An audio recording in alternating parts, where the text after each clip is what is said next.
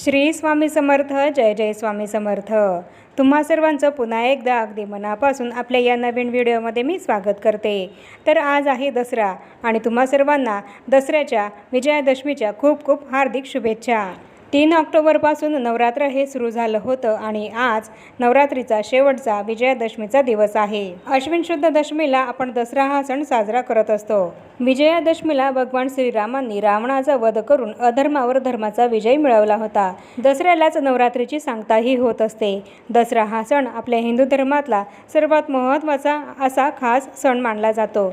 दसरा हा सण असा सण आहे की जो वाईटावर चांगल्याच्या विजयाचे प्रतीक म्हणून आपण साजरा करत असतो. असं म्हणतात की हा तोच दिवस आहे की ज्या दिवशी भगवान श्रीरामांनी माता सीतेची रावणाच्या तावडीतून सुटका करून रावणाचा वध केला होता. अशा परिस्थितीमध्ये दरवर्षी विजयाचे प्रतीक म्हणून आपण कुंभकर्ण आणि त्याचा पुत्र मेघनाद यांच्यासह रावणाच्या पुतळ्याचे दहन हे करत असतो.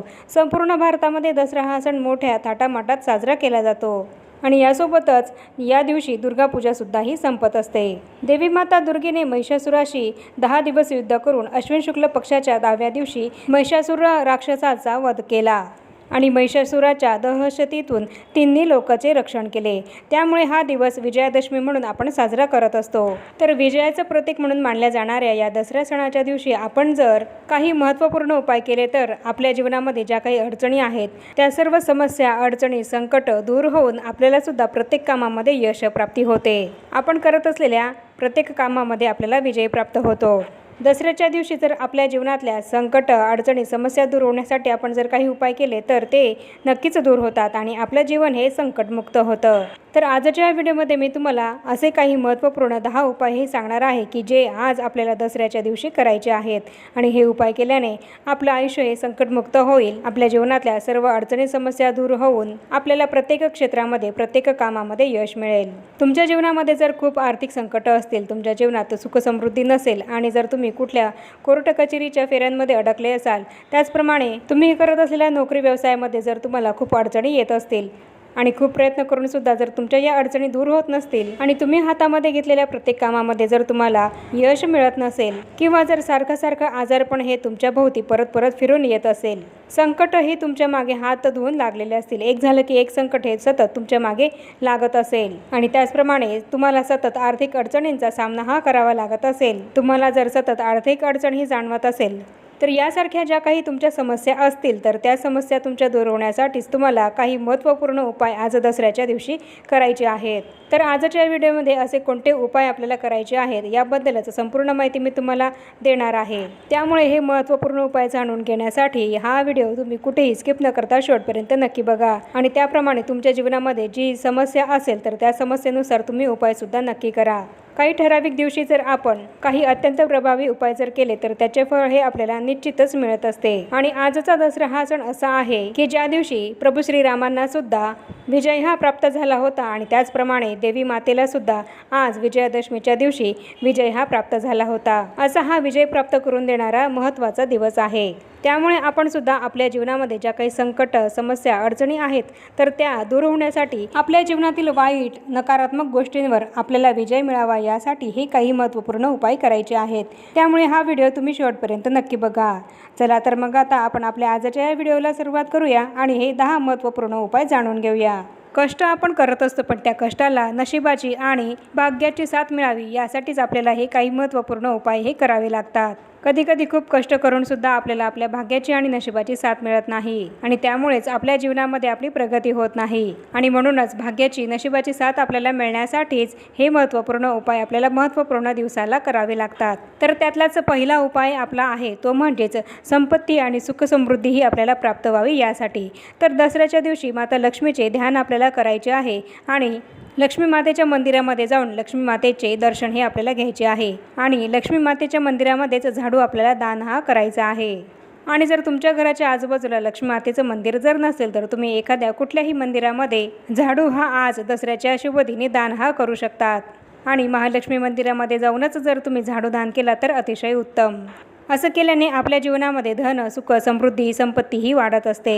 आपलं दुर्भाग्य हे दूर होऊन आपल्याला सौभाग्याची प्राप्ती होते. तर आपला दुसरा उपाय आहे तो म्हणजेच तुम्ही करत असलेल्या नोकरीमध्ये किंवा व्यवसायामध्ये तुम्हाला जर अडचणी या निर्माण होत असतील, त्यामध्ये जर तुमची प्रगती होत नसेल, तर तुम्हाला हा उपाय करायचा आहे. तर हा उपाय करताना आपल्याला दसऱ्याच्या दिवशी देवी मातेची पूजा करायची आहे आणि देवीला 10 फळं हे अर्पण करायची आहेत. मग इथे तुम्ही 10 वेगवेगळी फळं ही अर्पण केली तरीसुद्धा चालेल किंवा एकच फळ घेऊन ते 10च्या संख्येमध्ये घेऊन देवी मातेला अर्पण करू शकतात. जसं की इथं जर तुम्ही केळं घेतलं तर तुम्हाला 10 केळी ही घ्यायची आहे आणि ती देवी मातेला अर्पण करायची आहे. आणि ही फळं देवी मातेला अर्पण करून झाल्यानंतर ती गरिबांमध्ये तुम्हाला वाटून द्यायची आहे. देवी मातेला ही फळं अर्पण करताना ओम विजयाय नमः या मंत्राचा जप हा करायचा आहे. आणि हा उपाय जर तुम्ही संध्याकाळ व्हायच्या आधी केला तर अतिशय उत्तम. संध्याकाळी जर 5 वाजायच्या आधीच तुम्हाला हा उपाय करता आला तर अतिशय उत्तम. यामुळे तुम्ही करत असलेल्या नोकरीमध्ये, व्यवसायामध्ये नक्कीच विजय हा प्राप्त होईल. तुम्हाला ज्या काही अडचणी येत असतील त्या तुमच्या दूर होतील. आणि आपला तिसरा उपाय आहे तो म्हणजे जर तुम्ही कुठल्या कोर्ट कचेरीमध्ये फसले असाल आणि तुम्हाला या कोर्ट कचेरीच्या फेऱ्यांपासून, न्यायालयापासून सुटकाही मिळवायची असेल, तर दसऱ्याच्या दिवशी तुम्हाला शमीच्या झाडाखाली दिवा हा लावायचा आहे. दसऱ्याच्या दिवशी शमीच्या झाडाला अनन्यसाधारण असं महत्त्व आहे आणि या दिवशी जर आपण शमीच्या झाडाखाली दिवा हा लावला तर आपल्याला सर्व प्रकारच्या खटल्यांपासून मुक्तता मिळते. शमीच्या झाडाखाली दिवा लावल्याने आपल्या सौभाग्यामध्ये वाढ होते, सौभाग्याची प्राप्ती आपल्याला होते. त्यामुळे तुम्ही सुद्धा जर कुठल्या कोर्ट कचेरीच्या खटल्यांमध्ये फसला असाल तर हा उपाय तुम्ही नक्की करा. यामुळे तुम्हाला कोर्ट कचेरीपासून सुटका मिळेल. त्याचप्रमाणे आपला पुढचा चौथा उपाय आहे तो म्हणजेच आपल्या जीवनामध्ये सगळं शुभ होण्यासाठी आणि प्रत्येक कामामध्ये विजय हा आपल्याला मिळावा यासाठी हा उपाय आपल्याला करायचा आहे. हा उपाय करण्यासाठी नीलकंठ हा पक्षी जर तुम्हाला कुठे दिसला तर त्याचं दर्शन हे तुम्हाला जरूर घ्यायचं आहे. प्रभू श्रीरामाने रावणाचा वध करण्यापूर्वी नीलकंठ हा पक्षी पाहिला होता. नीलकंठ पक्षी हा शिवाचेच एक रूप मानले जाते. त्यामुळे दसऱ्याच्या दिवशी ते पाहणं अत्यंत शुभकारक आहे. आणि तुम्हाला सुद्धा जर या दिवशी नीलकंठ पक्षाचं दर्शन हे घेता आलं तर अतिशय उत्तम. यामुळे तुमच्या जीवनामध्ये सगळं शुभकारक, मंगलकारक घटना या घडून येतील आणि तुम्हाला प्रत्येक क्षेत्रामध्ये विजय प्राप्ती मिळेल. त्याचप्रमाणे पुढचा 5वा उपाय आहे तो म्हणजे जर तुमचा कुठला एखादा व्यवसाय असेल आणि त्या व्यवसायामध्ये तुम्हाला जर सतत नुकसान हे भोगावं लागत असेल तर तुम्हाला हा उपाय आज करायचा आहे. तर आज दसऱ्याच्या दिवशी एक नारळ घेऊन 1.25 मीटर पिवळ्या कपड्यामध्ये ते आपल्याला गुंडाळायचं आहे आणि जनेऊ आणि 1.25 पाव मिठाई सुद्धा घेऊन ती आपल्याला श्रीराम मंदिरामध्ये अर्पण करायची आहे. ज्यावेळेस तुम्ही या सर्व वस्तू श्रीराम मंदिरामध्ये अर्पण कराल तेव्हा त्यावेळेपासूनच तुम्ही करत असलेल्या व्यवसायामध्ये तुम्हाला भरभराटही होईल.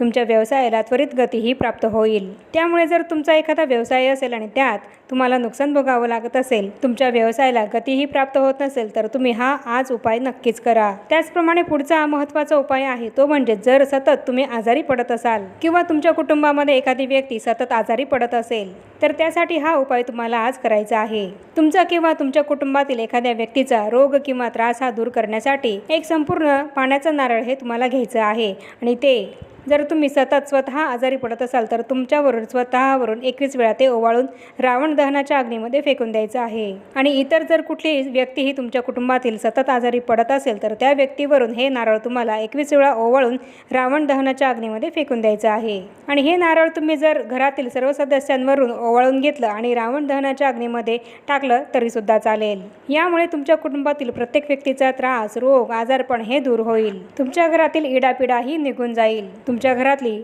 इडापिडा, अनारोग्यता जाऊन प्रत्येकाला आरोग्य हे प्राप्त होईल. आणि त्याचप्रमाणे आपला पुढचा उपाय आहे तो म्हणजे जर तुम्हाला सतत आर्थिक अडचणींचा सामना करावा लागत असेल, तुमच्या हातामध्ये जर पैसा हा टिकतच नसेल, यांना त्या कारणाने अनाठाई पैसा हा खर्च होत असेल, पैसे कमावूनही जर तुमच्या हातामध्ये महिन्याच्या शेवटी काहीच पैसा हा शिल्लक राहत नसेल, तर तुम्हाला आज दसऱ्याच्या दिवसापासून कुत्र्याला दररोज सलग 43 दिवस बेसनाचे लाडू हे खाऊ घालायचे आहेत. यामुळे तुमच्या पैशासंबंधित ज्या काही समस्या असतील तर त्या दूर होतील आणि हळूहळू तुमची आर्थिक प्रगतीही व्हायला सुरुवात होईल. त्याचप्रमाणे आपला पुढचा 8वा उपाय आहे तो म्हणजेच आपल्या मागे जी काही हात धुवून संकट लागलेली आहेत, एक झालं की एक संकट हे जर आपल्या मागे सतत उभं राहत असेल तर हा उपाय आपल्याला संकटातून मुक्त होण्यासाठी आज करायचा आहे.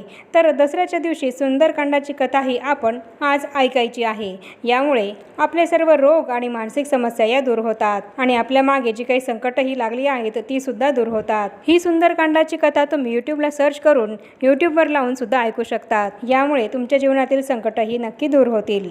त्याचप्रमाणे आपला पुढचा उपाय आहे तो म्हणजेच आपल्या आजूबाजूला जर निगेटिव्ह एनर्जीही असेल आणि त्या वाईट शक्तीचा निगेटिव्ह एनर्जीचा परिणाम हा जर आपल्यावर होत असेल तर या निगेटिव्ह एनर्जीपासून आपली सुटका व्हावी यासाठी दसऱ्याच्या दिवशी आपल्याला आपल्या घरातील सर्व सदस्यांवरून त्रुटीचा तुकडा हा ओवाळून टाकायचा आहे. हा तुकडा आपल्याला एखाद्या निर्जन ठिकाणी जाऊन म्हणजे ज्या ठिकाणी लोक हे येत जात नसतील, माणसांची वर्दळ ज्या ठिकाणी नसेल तर अशा निर्जन ठिकाणी जाऊन आपल्या इष्टदेवतेचे स्मरण करत आपल्या मागील बाजूने ही तुरटी आपल्याला फेकून द्यायची आहे.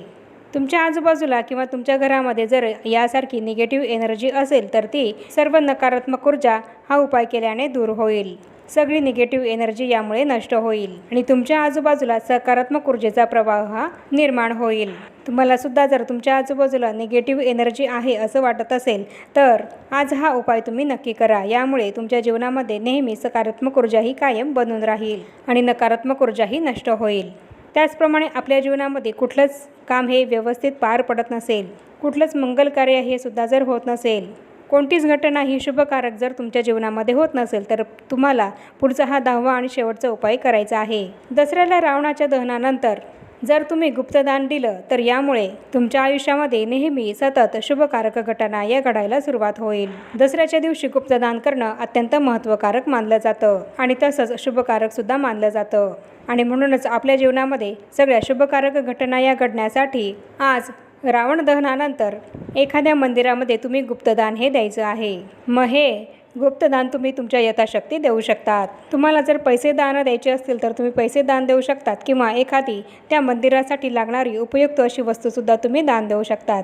पण ही दान देताना तुम्हाला तुमचं दान हे गुप्त ठेवायचं आहे, ते कोणालाही सांगायचं नाही आहे. तर याप्रमाणे आजच्या या व्हिडिओमध्ये मी तुम्हाला दसऱ्याच्या दिवशी करण्यात येणारे 10 अत्यंत महत्त्वपूर्ण उपाय हे सांगितले आहेत आणि हे उपाय केल्याने आपल्या जीवनातल्या सर्व समस्या, संकट, अडचणी, गरिबी, दारिद्र्य, इडापिडा ह्या नष्ट होतात आणि आपल्या जीवनामध्ये सुख, शांती, समृद्धी ही आपल्याला प्राप्त होते.